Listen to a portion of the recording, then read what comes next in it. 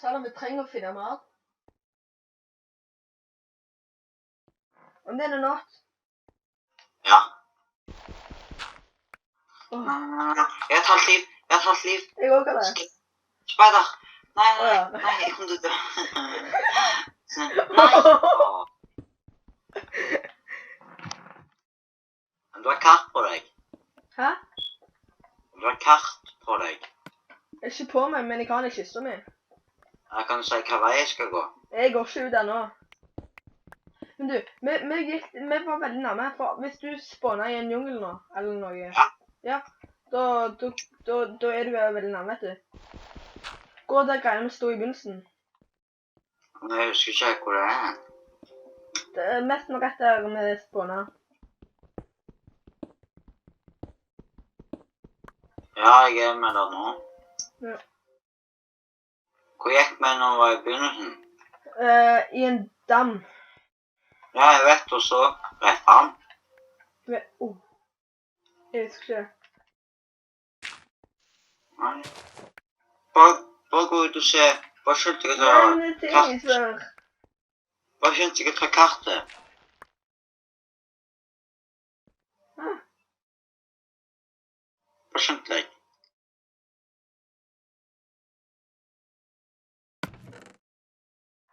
Ja, det er ikke så... Det er like skummelt å være i skogen. Det er en creeper som så på meg. Ok, snu deg litt. Gjør litt forsiktig, du. Litt mer. Litt mer. Litt mer. Nei, nå gikk det for mye. Litt tilbake. Der, rett frem. Ok.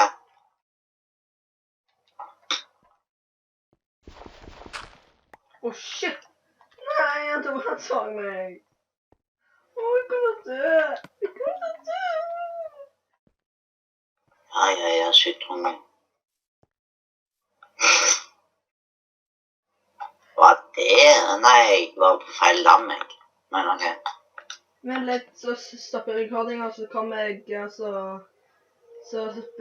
starter jeg igjen når det lyser igjen. Sånn. Der slutter jeg recordingen, sant?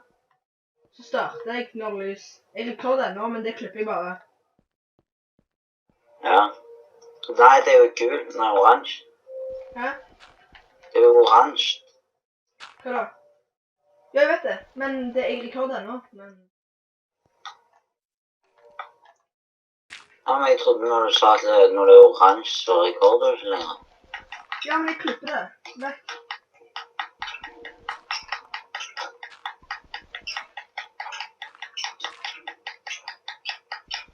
Hva vei skal jeg gå nå? Hva vei? Du er nærme meg. Jeg vet ikke hvor du bor. Ja, der er du. Ja, jeg er ganske i nærheten. Jeg bor her borte. Ja, jeg klikker hvis tingene mine er despawnet.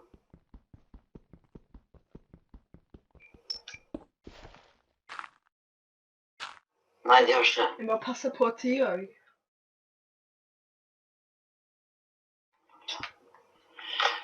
Faen, nå dør jeg. Igjen. Nei, jeg greide akkurat. Ja! Bare sitte og chille. Jeg er ett og et halvt hjerte igjen, og ingen sånne hunger-greier. Nei, jeg er ett hjerte igjen. Hvor mange sånne hunger-greier har du igjen? Nei, ikke at speiderne kommer til å hoppe opp på nå. De kommer voldta deg. Han kommer opp i dag. Jeg hørte nok ikke det.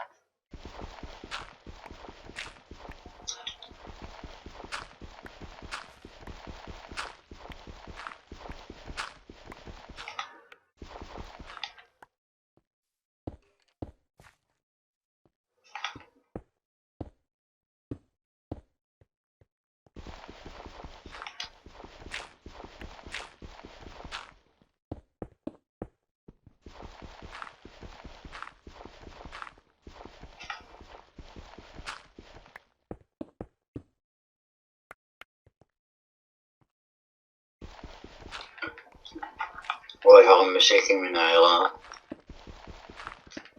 Skeletten brenner.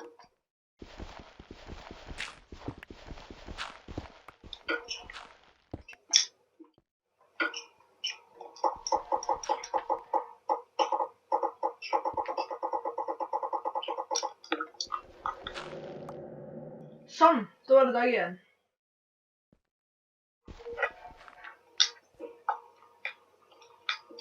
Har du sovet?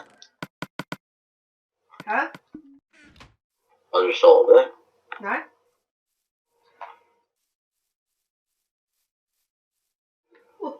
Nå synger jeg igjen.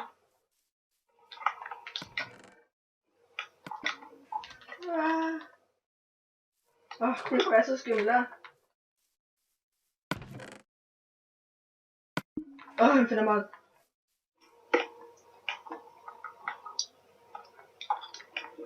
Dun, dun, dun, dun, dun, dun, dun, dun, dun.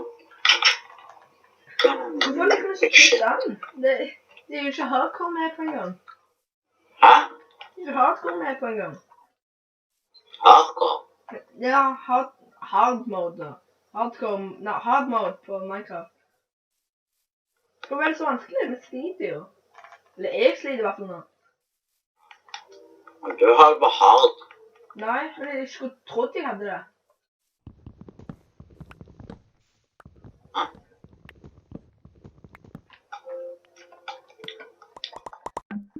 Jeg ville lage hus. I første episode ville jeg lage hus.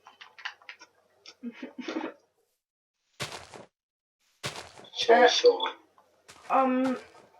Det kommer fortere hvis jeg slår litt, så. Ja. Er du sikker? Nei. Nei. Gå vekk, flua.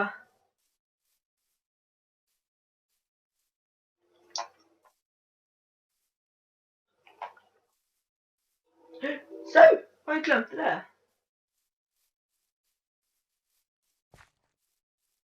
Og jeg tester nå om det kommer fortere, fordi jeg slår seeds nå, eller hva enn nå det.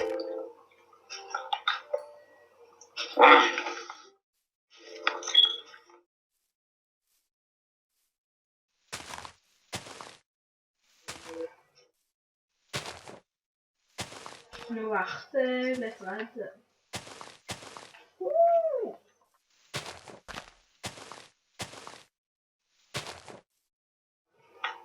Jeg fikk ja, det. La meg hokke ned, så jeg tror faktisk det går fortere hvis du ikke hokker ned her nå. Ja. Jeg må få det ut av blodet. Blod? Å nei, jeg har jo ikke det. Hva er det du mener med blod? Jeg får det ut av systemet da. Jeg vil slå.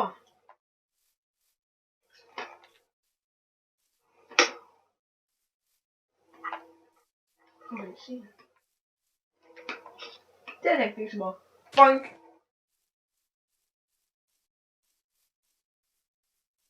Det er en babyzombie. Nei, det er det ikke.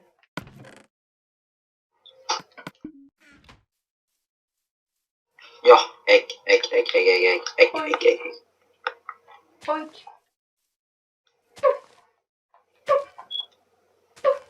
Nei, jeg fikk ikke skjønning.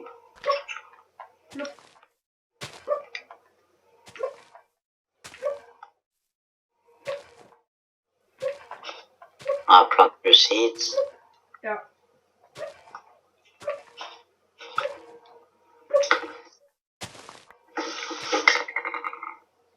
Tre 6 nærskap. Boom! Å nei. Nei, men. Boom! Så med den der uteliggere. Å dæven, du fikk et svart tre. Jeg så den når du poppet opp. Se da, så bak deg. Ja! Så bak deg. Og jeg vil hogg. Etter. Jeg liker ikke å de svever. Nei, ikke jeg, for det tar så evig lang tid. Ja, den bygger seg opp i det.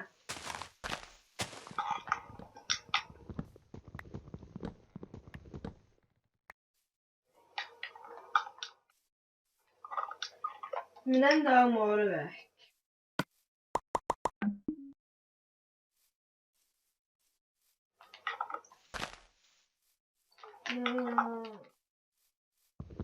Så du vekk mye kammer.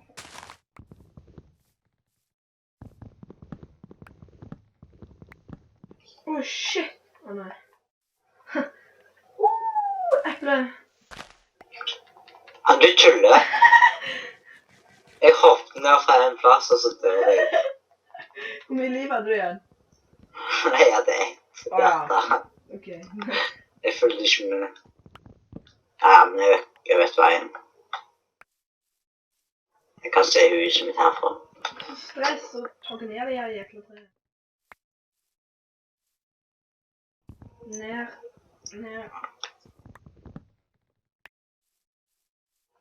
Eple.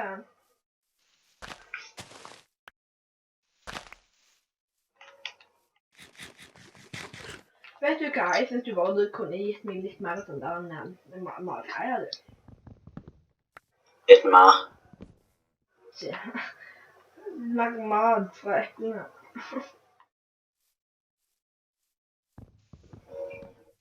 I need some food. I really want Nei, jeg har ikke hjerte av sånt, jeg nå. Nesten 2 steks med hod. Ja. Du tar bare selvmord. Sunshine. Hvis du skal ha fullt liv, så tar du bare selvmord. Jeg skal aldri ha selvmord. Det er patetisk. Det må du aldri gjøre. Eple.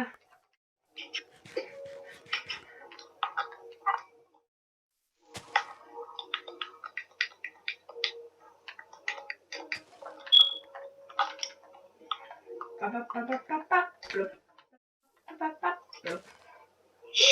2 nitrer. 3 nitrer. Du får faktisk ikke eple. Jo, jeg tror faktisk du får eple da, men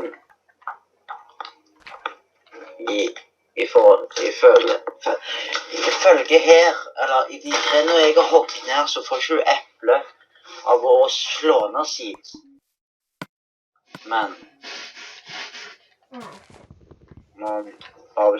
jeg vet ikke om det er sant eller ikke, men jeg har hogget ned det 2-3 år uten å få eple, men så ventet jeg litt nå, og da fikk jeg eple. Oi, sann. Nå har vi eplefarm.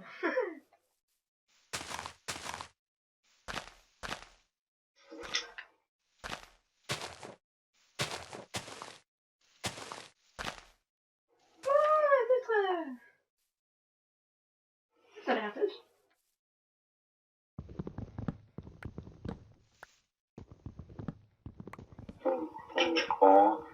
Så du visste sånn at hvordan du kom deg opp med bare hoppe på dører? Jo. Ja, så du vet hvordan det fungerer? Yes. Ja.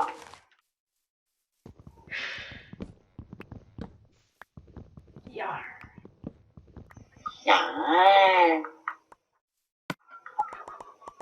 Nei, men du tuller, det er ikke sånn jeg skal ha her. 3 steks. Hva gjør vi?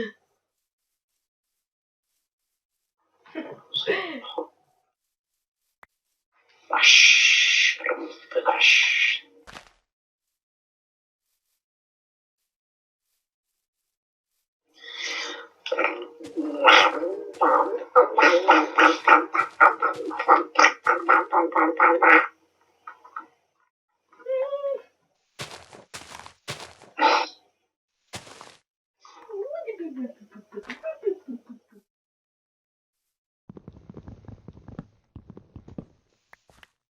Jeg trenger eple, jeg trenger eple.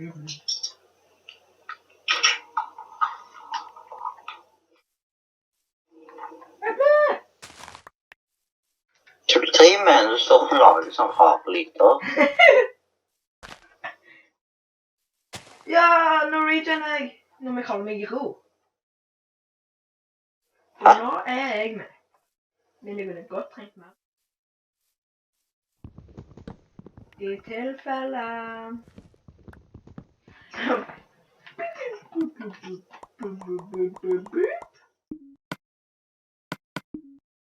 Snart 4-6. Nei, det blir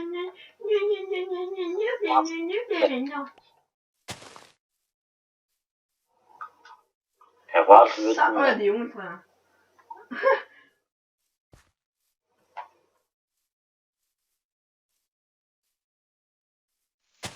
Nei. Jeg vil inn. Jeg vil inn. Det er noe du skal ha. Du synger ikke så særlig fint. Hæ? Du synger ikke så særlig fint. Nå knuste armene mine. Armene dine. Nei, drømmene.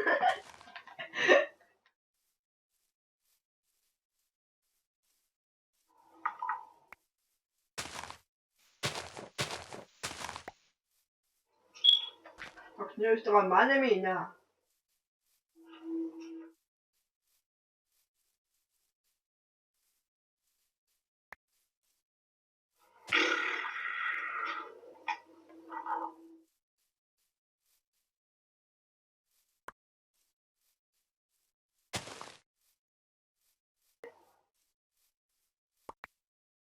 Eller kan det bli det ikke?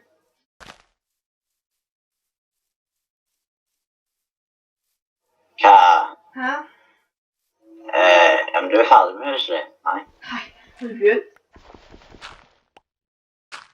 Meg? Nei, jeg har ikke begynt. Har du ikke begynt på huset? Nei, jeg tør ikke nå. Jeg samler mat. Jeg har allerede begynt på huset. Jeg hadde faktisk litt. Nå må jeg legge inn.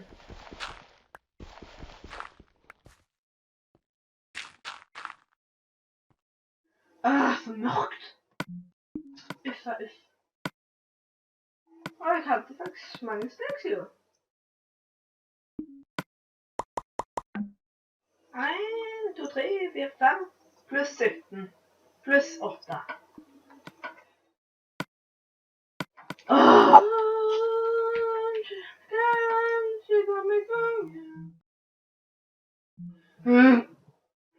Jeg gulpa nesten.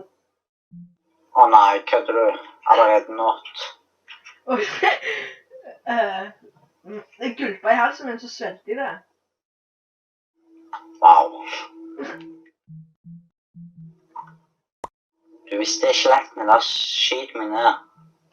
Fy finner du deg selv. Kan man klage nå? Smilte om! Jeg trenger jo ikke det da, nå da. Eller gjør jeg? Nei, det gjør jeg ikke. Du din lille pip. Ja, men du har ikke noe på det. Nei. Det er tredje gang. Og det er alle 3 ganger. Nei, de 2 gangene jeg døde ikke lett. Den andre gangen så datt jeg ned fra huset mitt. Du må spille taktisk. Nei, kryper. Shit. Kryper.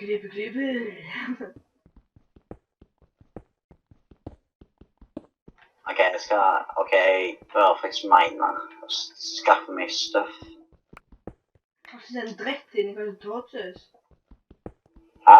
Jeg har ikke sett en dritt siden jeg kanskje tårtsus. Ja.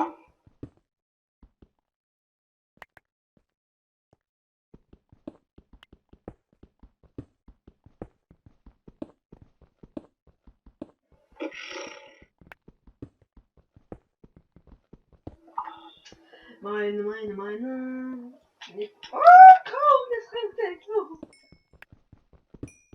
Karl har min elskerinne.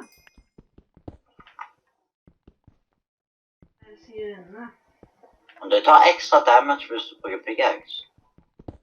Hæ? Ekstra hva? Hvis du bruker vanlig hånd og pickaxe. Hva er sterkest? Det er like sterkt. Pickaxe, eller jeg tror at det først kommer sverd, sant? Selv du har et diamond sverd. Det tar jo 7 damage. Så tar du en en diamond-øks, det er 6 damage. Det er like mye som diamond-sverd. Og jeg tror pickaxe er 1 mindre enn en øks. Så hvis hvis du har en diamond pickaxe, og du slår en, da er det akkurat så å slå med en steinsverd. Ja, men du sa nå at en pickaxe, nei, en øks. Det er 1 mindre nivå enn et sverd, tror jeg.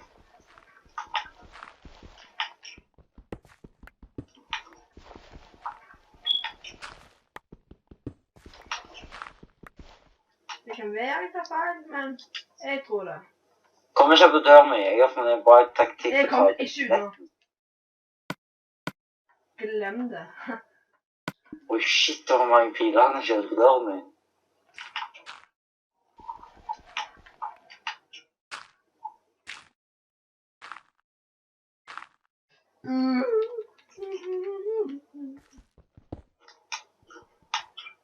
Jeg vil finne ild. Faktisk, jeg kan faktisk bruke det her som en mine. Hvorfor ikke?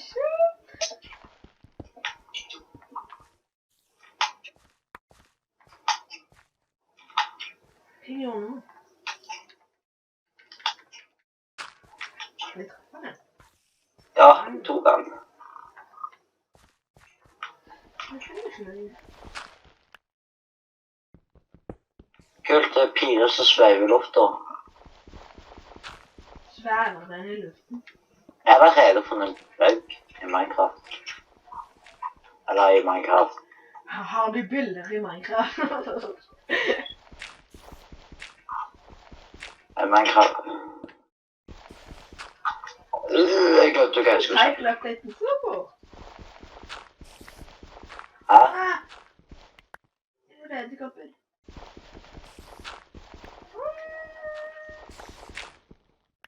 Da har vi allerede gått et kvarter.